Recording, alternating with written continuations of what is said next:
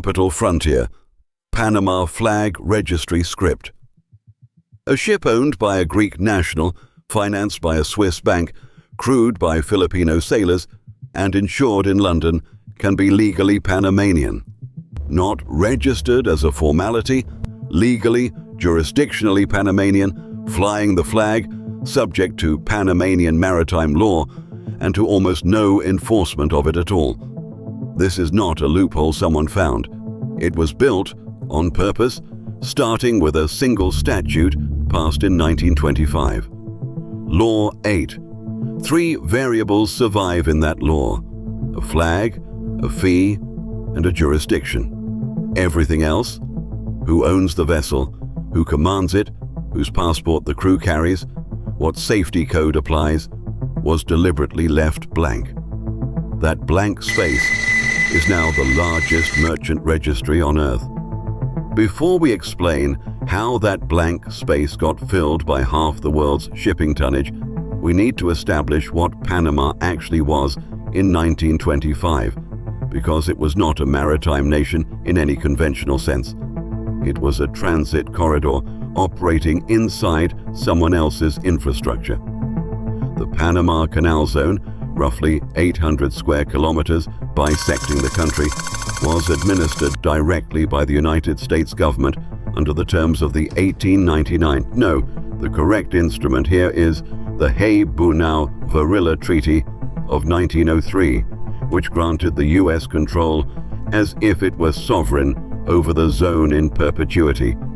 Panama's own constitution, ratified in 1904, pegged the Balboa to the US dollar at a fixed 1-to-1 rate, a peg that survives, structurally unchanged, to this day. That means Panama surrendered independent monetary policy at the founding moment of the Republic. No currency devaluation lever, no inflationary financing option, no central bank discretion. The economic machinery of the state ran almost entirely on canal transit fees, banana exports controlled by foreign fruit companies, and zone-adjacent service employment. There was no domestic shipbuilding industry, no merchant marine tradition, no maritime labor code to speak of, because there was no maritime industry generating the pressure to write one. Panama in 1925 was, structurally, a toll booth with a flag. That absence of an existing regulatory architecture is exactly what made the country useful. Law 8 did not need to dismantle a maritime bureaucracy because none existed to dismantle.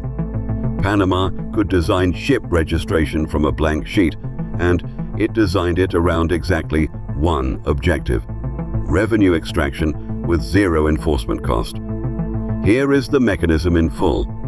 Under Law 8 and its amendments through the 1930s and 1940s, any foreign national could register any vessel under the Panamanian flag.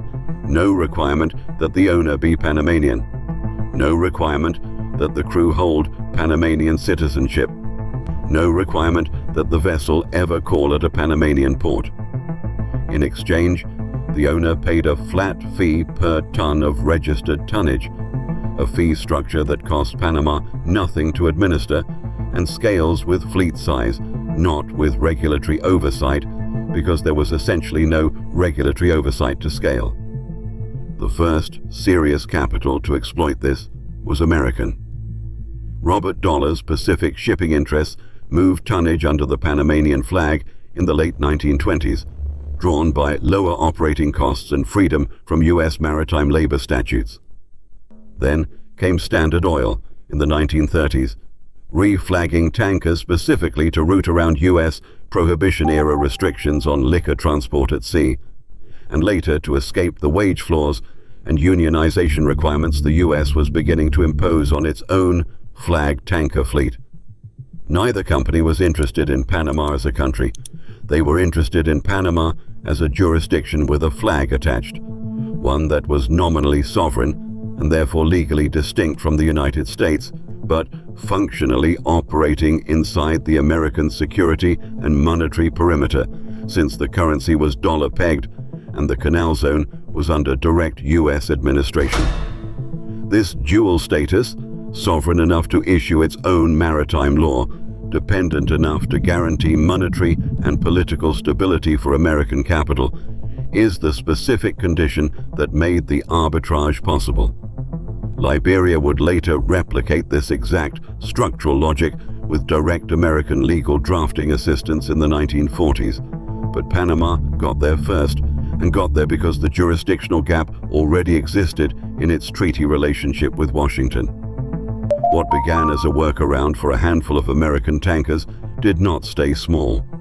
By the 1950s and into the 1960s, Greek shipping magnates, Stavros Niarchos, Aristotle Onassis, moved substantial tonnage under the Panamanian and, later, Liberian flags, for the same core reason Standard Oil had: minimal labor cost, minimal safety code enforcement, minimal disclosure requirement on beneficial ownership. The flat per-ton fee model meant Panama's registry revenue scaled almost linearly with tonnage, while its enforcement cost stayed close to zero. There was no marginal cost to registering the 10,000th ship that didn't exist for the 10th. This is the economic engine behind the entire flag of convenience industry, a term that entered common maritime usage precisely because of this system. And the same legal permissiveness that built the shipping registry became the connective tissue for something larger. A jurisdiction built to ask no questions about beneficial ownership of a vessel is structurally identical to a jurisdiction built to ask no questions about beneficial ownership of a corporation. Panama's offshore corporate registry, the shell company infrastructure that law firms like Mossack Fonseca would later operate inside, was not a separate innovation. It was the same disclosure-free legal chassis, repurposed from ships to shell companies.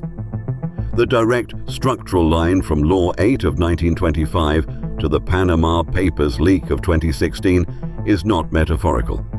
It is the same architecture applied to a different asset class. Every ledger has a debit column, and this one is specific, not sentimental.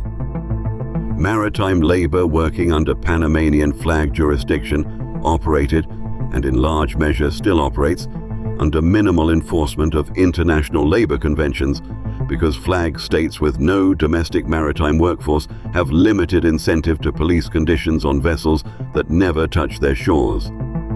The United States Merchant Marine, unable to compete on cost with a tax-light, labor-light flag, saw its commercial fleet contract steadily across the 20th century. European national fleets absorbed similar pressure. Meanwhile, coastal and port states, from the Gulf of Mexico to the Mediterranean, became the default absorbers of safety and environmental risk generated by under-inspected, under-enforced tonnage sailing under a flag that had no domestic exposure to the consequences of a spill or a wreck. Panama collected the fee. Other jurisdictions absorbed the externality. Today, the numbers are precise and public. Panama's registry carries more than 8,000 vessels and accounts for roughly 17% of the world's gross registered tonnage, the largest flag registry on the planet, ahead of Liberia and the Marshall Islands, its closest structural competitors. But structural dominance is not structural strength. Liberia and the Marshall Islands run the identical flat-fee, zero-disclosure model. There is no product differentiation in this business, only price.